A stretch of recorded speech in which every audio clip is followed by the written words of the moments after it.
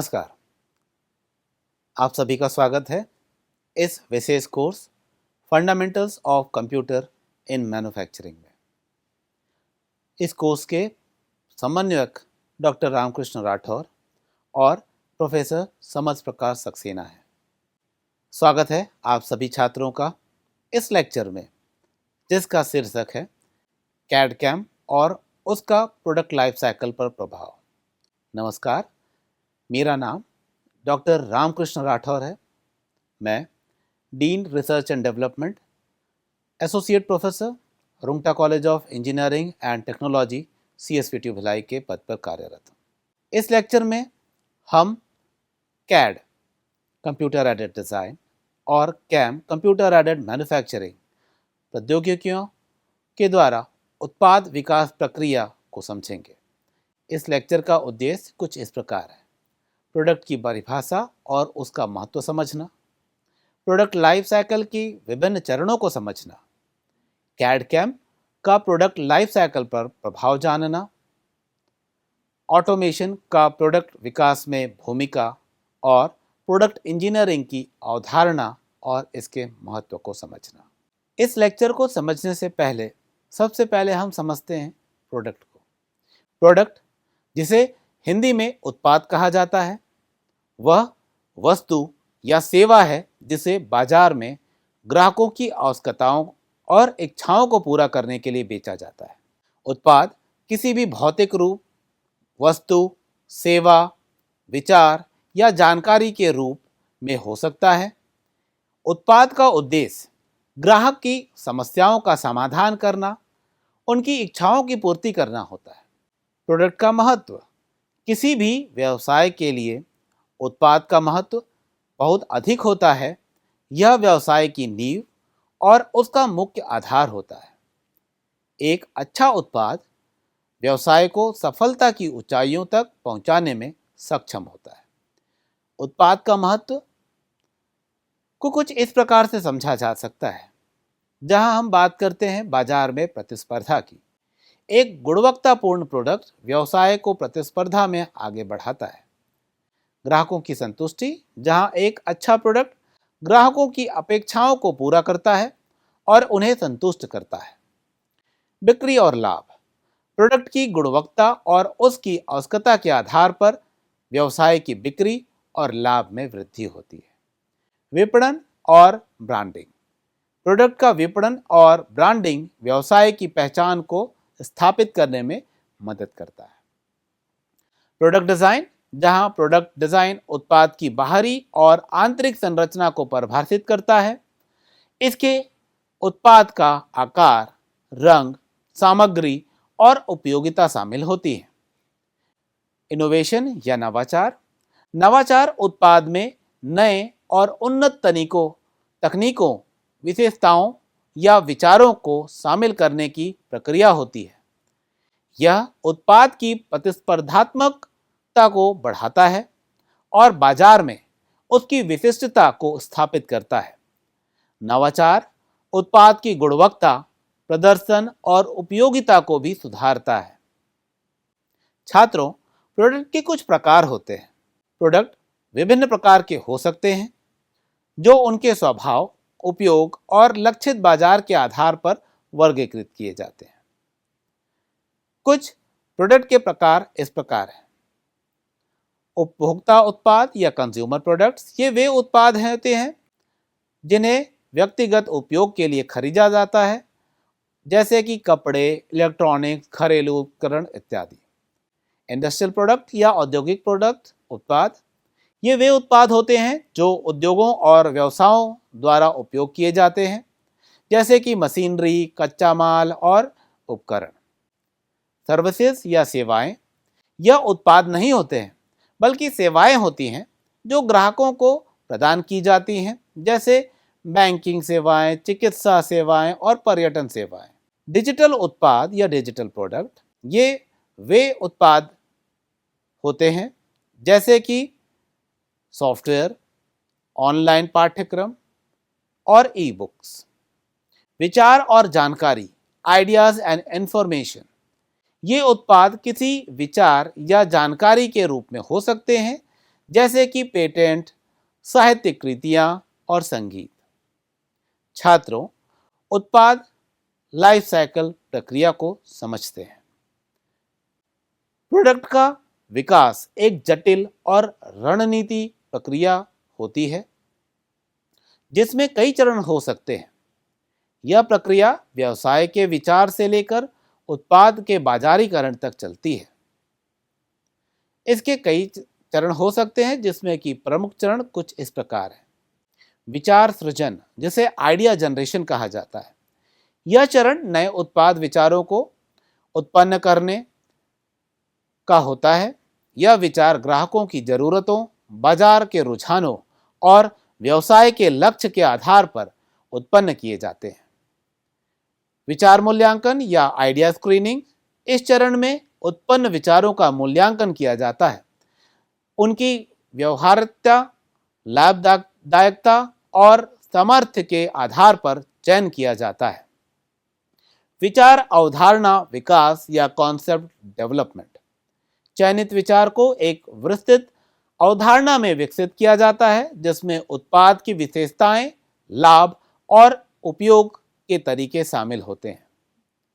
व्यवसाय विश्लेषण या बिजनेस एनालिसिस, इस चरण में उत्पाद की संभावित बाजार, लागत और लाभ का विश्लेषण किया जाता है।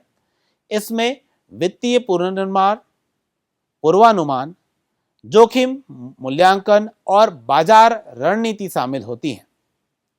उत्पाद विकास या प्रोडक्ट डेवलपमेंट, इस चरण में उत्पाद की वास्तविक विकास प्रक्रिया शुरू होती है। इसमें उत्पाद डिजाइन, प्रोटोटाइप निर्माण और परीक्षण शामिल होता है। छात्रों, इसके अलावा परीक्षण विपणन या टेस्ट मार्केटिंग, इस चरण में उत्पाद को सीमित बाजार में परीक्षण के लिए लॉन्च किया जाता है। इसका उद्देश्य उत्पाद की स्वीकार्यता, ग्राहक प्रतिक्रिया और बाजार की प्रक्रिया को समझना होता है। यही नहीं, बाजारीकरण या कमर्शलाइजेशन, यह अंतिम चरण है जिसमें उत्पाद को व्यापक बाजार में लॉन्च किया जाता है।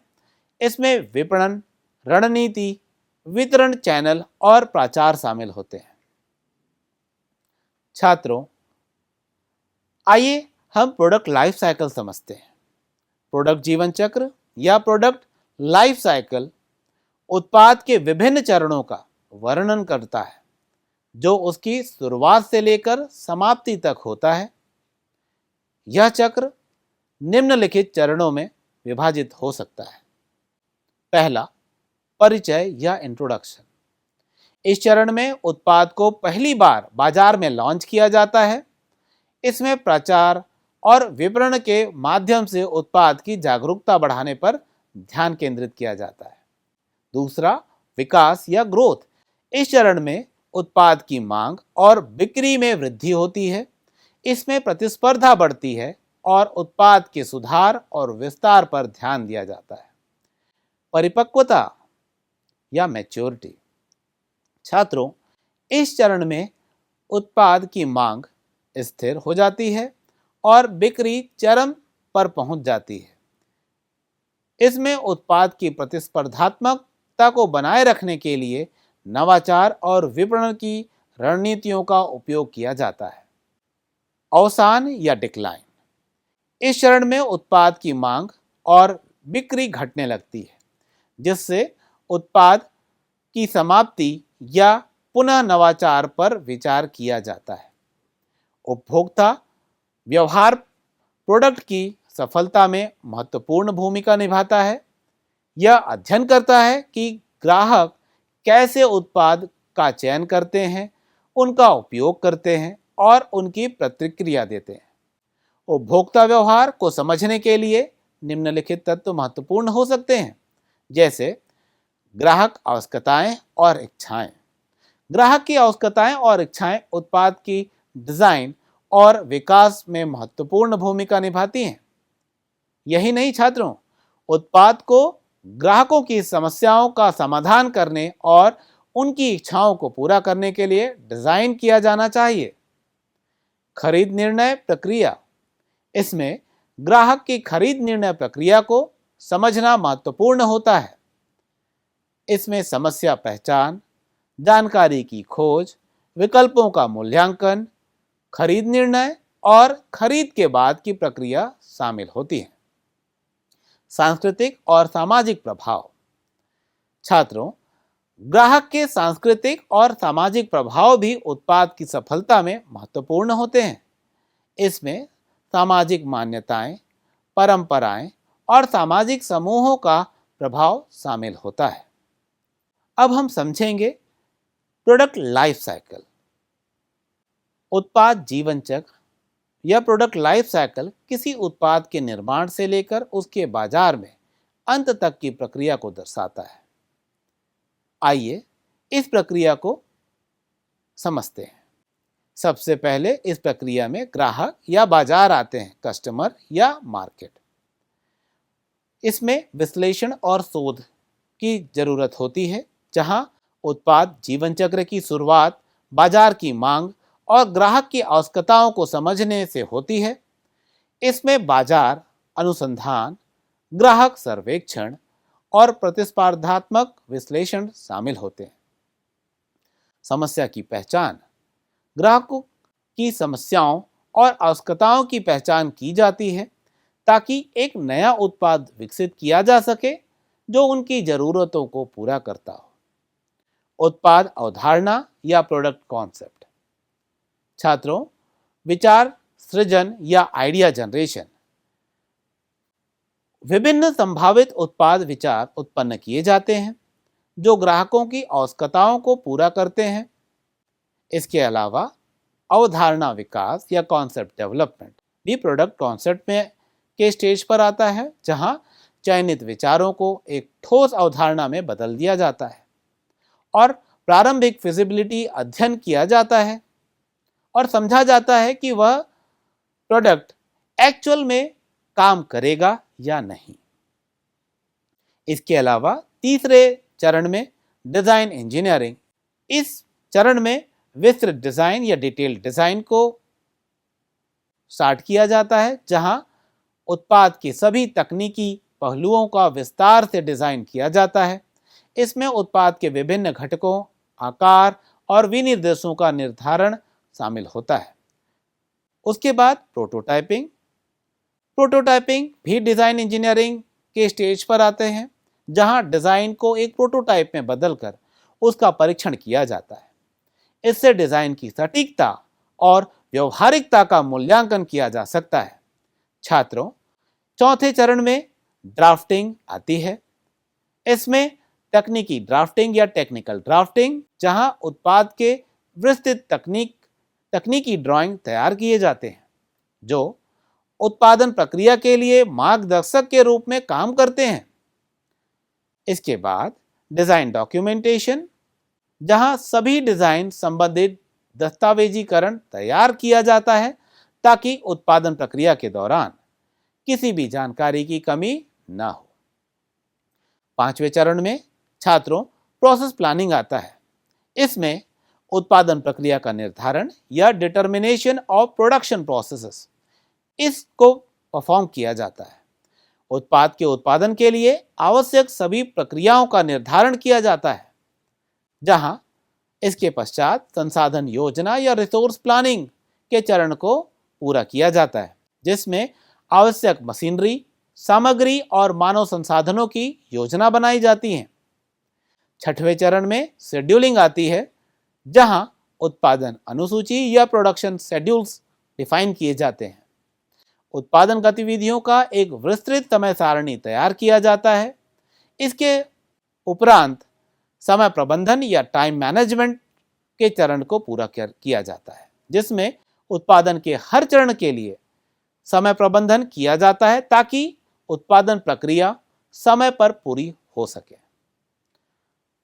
सातवें चरण में नई मशीनरी और उपकरणों का order new equipment and tooling को परफॉर्म किया जाता है, जिसके अंदर उपकरण और मशीनरी का चयन, selection of equipment and machinery को पूरा किया जाता है।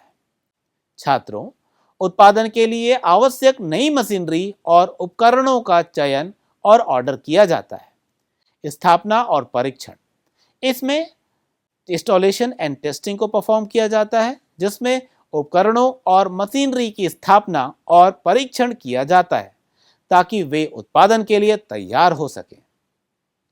8वें चरण में उत्पादन या प्रोडक्शन, इसके अंतर्गत वास्तविक उत्पादन या एक्चुअल प्रोडक्शन आता है, जहां उत्पाद का बड़े पैमाने पर उत्पादन शुरू होता है।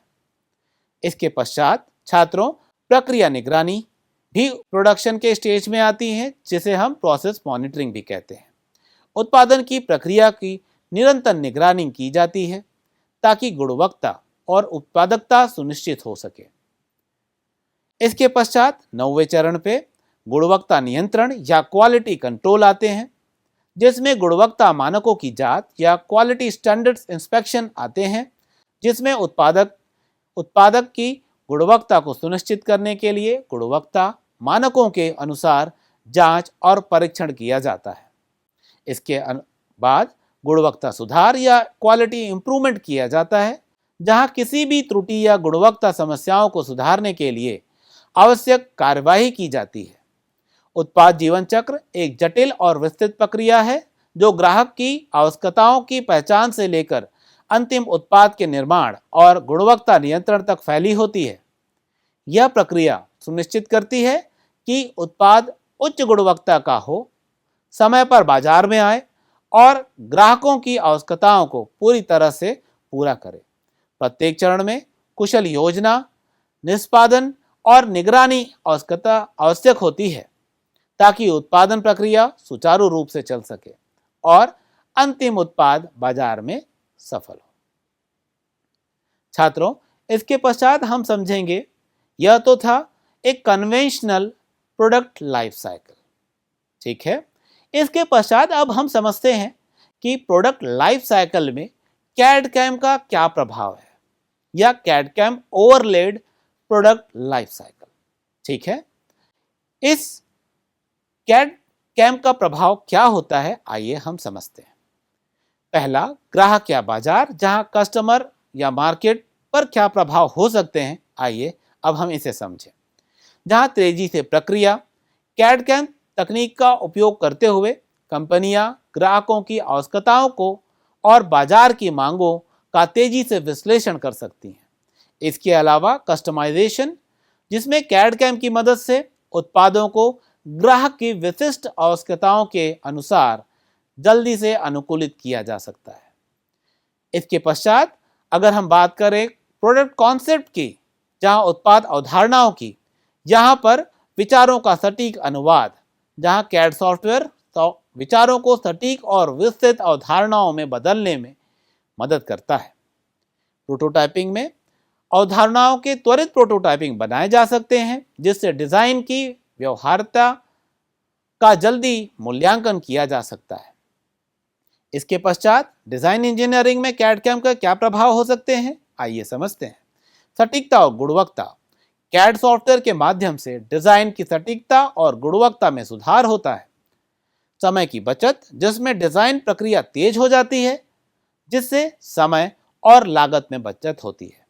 पुनः उपयोग, जहां पहले से मौजूद डिजाइन और घटकों का पुनः उपयोग और संशोधन करना आसान होता है।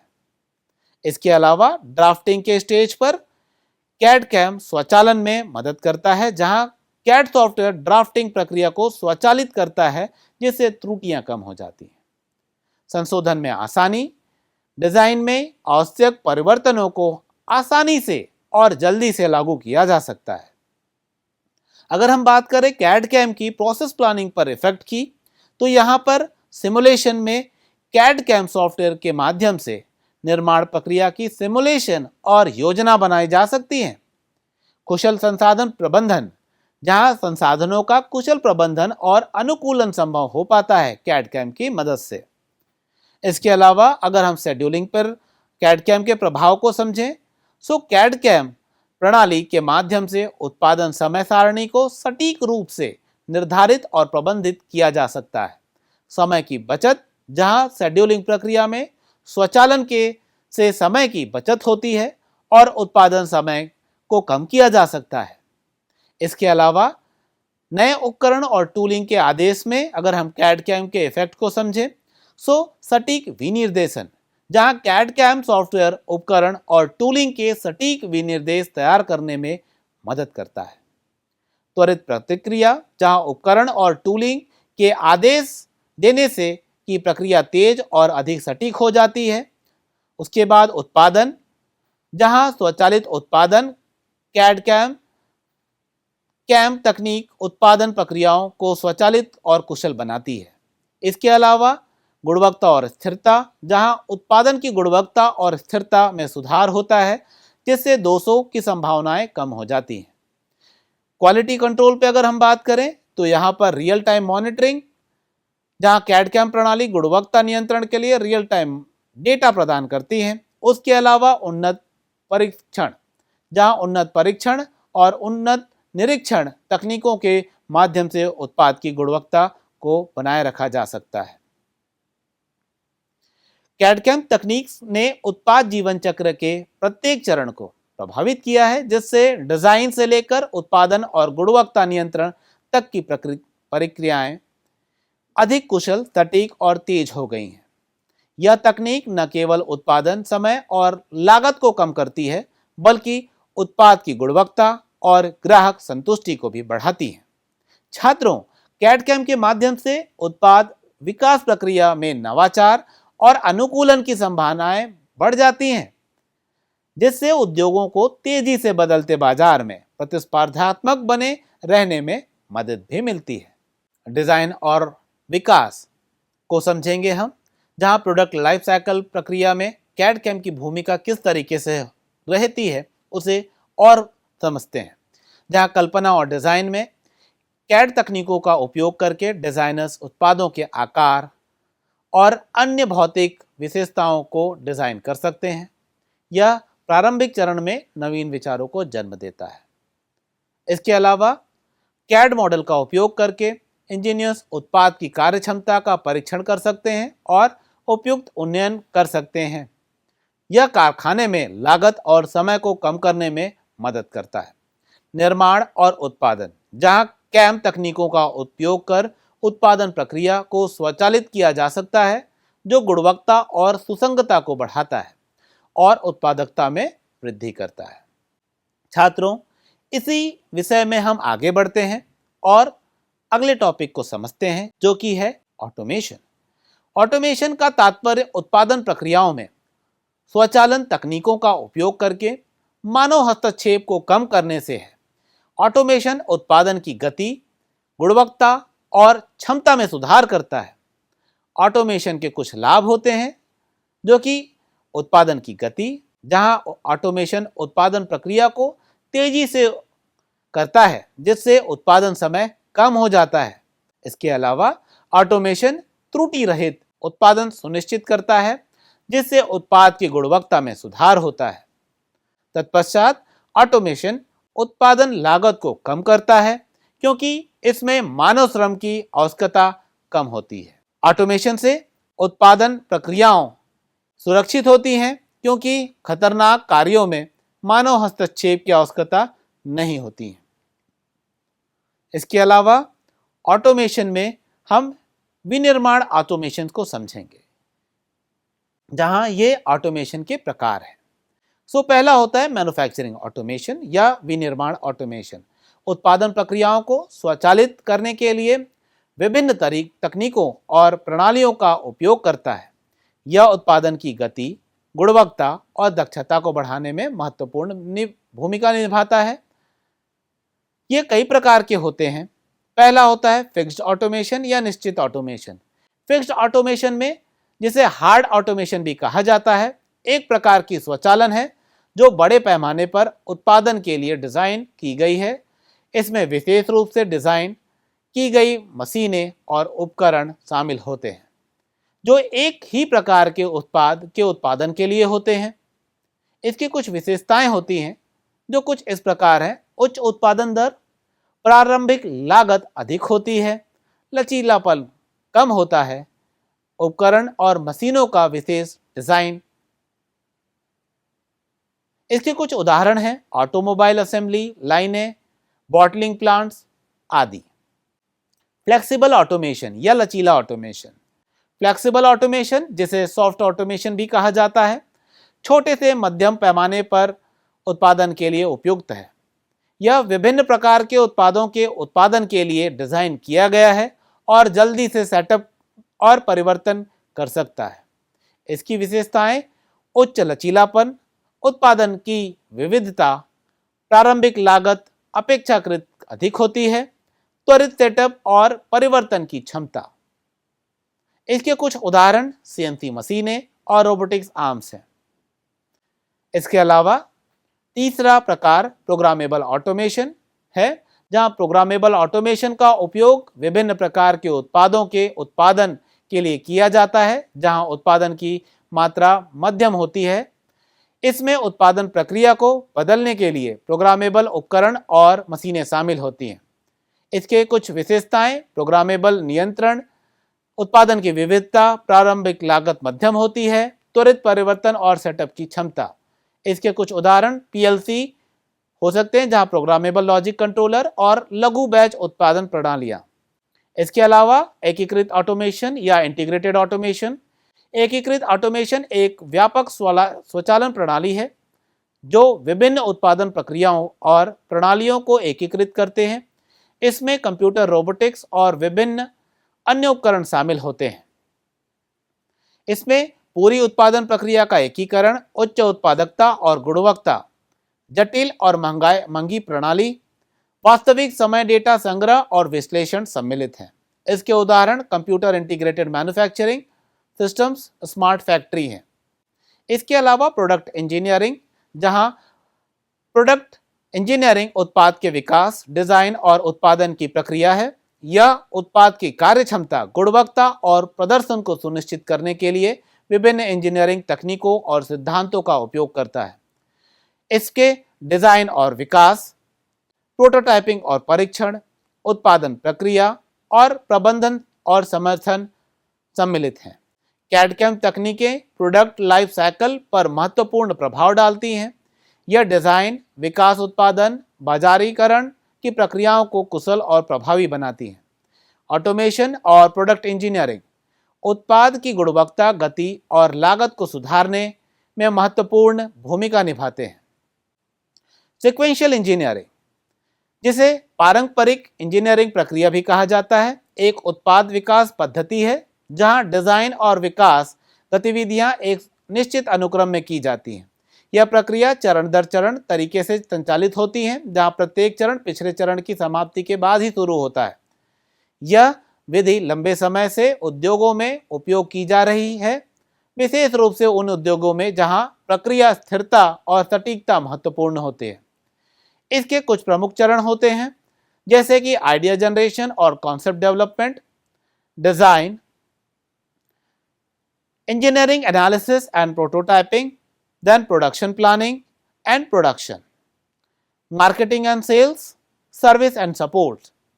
sequential engineering के साथ कुछ लाभ भी हैं, जहां संपूर्ण प्रक्रिया का नियंत्रण, त्रुटि पहचान और सुधार, संगठित और व्यवस्थित दृष्टिकोण, दस्तावेज और रिकॉर्ड कीपिंग सम्मिलित हैं। सीक्वेंशियल इंजीनियरिंग की कुछ लिमिटेशंस भी हैं, जैसे कि समय की अधिकता, लचीलापन की कमी, बाजार की प्रतिक्रिया और लागत में वृद्धि। इसके अलावा जब हम बात करते हैं समवर्ती इंजीनियरिंग या कॉन्करेंट इंजीनियरिंग की, सो यह एक आधुनिक उत्पाद विकास पद्धति है जिसमें उत्पाद के डिजाइन और विकास के विभिन्न चरणों को समानांतर में संचालित किया जाता है। इस पद्धति का उद्देश्य उत्पाद विकास प्रक्रिया को तेज करना है, उत्पाद की गुणवत्ता में सुधार करना और बाजार में उत्पाद को तेजी से लाना है। समवर्ती इंजीनियरिंग पारंपरिक सीक्वेंशियल इंजीनियरिंग की सीमाओं को दूर करती है और उत्पादन की समय सीमा और लागत में कमी लाती है। इसके कुछ चरण होते हैं, जिसमें कि idea generation and concept development में सभी संबंधित टीम के साथ मिलकर उत्पादन की अवधारणा का विकास होता है। फिर ग्राहकों की आवश्यकताओं और बाजार की मांगों का मूल्यांकन किया जाता है। तत्पश्चात उत्पाद के प्रारंभिक और विस्तृत डिजाइन का एक साथ विकास होता है। विभिन्न डिजाइन विकल्पों का परीक्षण और मूल्यांकन भी किया जाता है। इसके बाद अगले चरण में उत्पाद के विभिन्न हिस्सों का विश्लेषण और परीक्षण किया जाता है। प्रोटोटाइप का निर्माण और विभिन्न टीमों का उसका मूल्यांकन भी करना होता है। उसके पश्चात उत्पादन प्रक्रियाओं का विकास और उनका प्रारंभिक परीक्षण। उत्पादन और डिजाइन टीमों के बीच निरंतर संवाद किया जाता है। तत्पश्चात विपणन योजनाओं का विकास और उनके प्रारंभिक निष्पादन में उपयोग किया जाता है। बाजार की प्रतिक्रिया और उत्पाद की विशेषताओं का समायोजन भी होता है। उसके अलावा उत्पाद की क्वालिटी कंट्रोल में भी मदद मिलती है। इसके कुछ लाभ हैं, जैसे कि समय की बचत, लागत में कमी, गुणवत्ता में सुधार, बाजार में तेजी से प्रवेश और बढ़ी हुई नवाचार। इसके अलावा समवर्ती इंजीनियरिंग की कुछ चुनौतियां भी हैं, जैसे कि समन्वय की आवश्यकता। विभिन्न टीमों के बीच प्रभावी समन्वय और संवाद आवश्यक है, जो जटिल हो सकता है। इसके अलावा प्रारंभिक सेटअप और समवर्ती कार्यप्रणाली का विकास महंगा हो सकता है। विभिन्न गतिविधियों का समवर्ती प्रबंधन जटिल हो सकता है और इसके लिए कुशल प्रबंधन की आवश्यकता होती है। पारंपरिक कार्यप्रणालियों से बदलाव को प्रबंधन और टीम के सदस्यों द्वारा स्वीकृति मिलना कठिन हो सकता है। छात्रों, यह था हमारा दूसरा लेक्चर और इसके निष्कर्ष और लेक्चर का परिणाम आइए देखते हैं। कैम तकनीक और समवर्ती इंजीनियरिंग आधुनिक उत्पाद विकास और निर्माण प्रक्रियाओं में क्रांतिकारी बदलाव ला रहे हैं। ये तकनीकें उत्पादन की गति, गुणवत्ता और दक्षता में महत्वपूर्ण सुधार करती हैं। समवर्ती इंजीनियरिंग के माध्यम से उत्पाद विकास में तेजी और लचीलापन आता है, जिससे उद्योगों को प्रतिस्पर्धात्मक बने रहने में मदद मिलती है और पारंपरिक सीक्वेंशियल इंजीनियरिंग की सीमाओं को दूर करते हुए समवर्ती इंजीनियरिंग एक समन्वित और सुसंगत उत्पाद विकास प्रक्रिया को सुनिश्चित करती है। इसके कुछ टेक अवेज हैं उस लेक्चर के, कुछ मुख्य बातें जहां पर समवर्ती इंजीनियरिंग की आवश्यकता होती है। उत्पाद विकास में तेजी लाने और गुणवत्ता सुधारने के लिए समवर्ती इंजीनियरिंग महत्वपूर्ण है। उसके अलावा ये तकनीकें डिजाइन और मैन्युफैक्चरिंग प्रक्रियाओं को कुशल, सटीक और लचीला बनाती हैं। इसके अलावा विभिन्न टीमों के बीच समन्वय और संवाद समवर्ती इंजीनियरिंग की सफलता के लिए आवश्यक है। समवर्ती इंजीनियरिंग उत्पाद विकास के समय और लागत को कम करती हैं, जिससे उत्पादन प्रक्रिया अधिक प्रभावी बनती है। निरंतर निगरानी और समन्वय के माध्यम से उत्पाद की गुणवत्ता सुनिश्चित की जाती है। समवर्ती इंजीनियरिंग के सफल कार्यान्वयन के लिए कुशल प्रबंधन और प्रारंभिक निवेश की आवश्यकता होती है। इसके अलावा विभिन्न दृष्टिकोणों और विचारों के समन्वय से नवाचार या इनोवेशन को बढ़ावा मिलता है, जिससे उत्पाद की अद्वितीयता और प्रतिस्पर्धात्मकता में वृद्धि होती है। छात्रों, अगले लेक्चर का अवलोकन करते हैं। अगले लेक्चर में हम कैड या कंप्यूटर एडेड डिजाइन का अवलोकन करेंगे, जिसमें कैड की परिभाषा और महत्व समझेंगे, जिसमें कैड क्या है और इसके मुख्य लाभों को समझना। कैड के उपयोग के क्षेत्र को समझेंगे, जहां उद्योगों और विभिन्न क्षेत्रों में कैड के अनुप्रयोगों की पहचान करना सम्मिलित है। इसके अलावा विभिन्न कैड सॉफ्टवेयर और उनके उपयोग के मामले सम्मिलित हैं। तत्पश्चात कैड सॉफ्टवेयर के मुख्य घटकों और उनकी कार्यप्रणाली की समझ भी इंक्लूडेड है। नेक्स्ट, कैड तकनीक के विकास और इसके ऐतिहासिक परिप्रेक्ष्य को जानना और कैड तकनीकों में उभरते रुझानों और भविष्य की संभावनाओं की चर्चा करना सम्मिलित है। धन्यवाद छात्रों, आपका दिन शुभ रहे। Happy learning.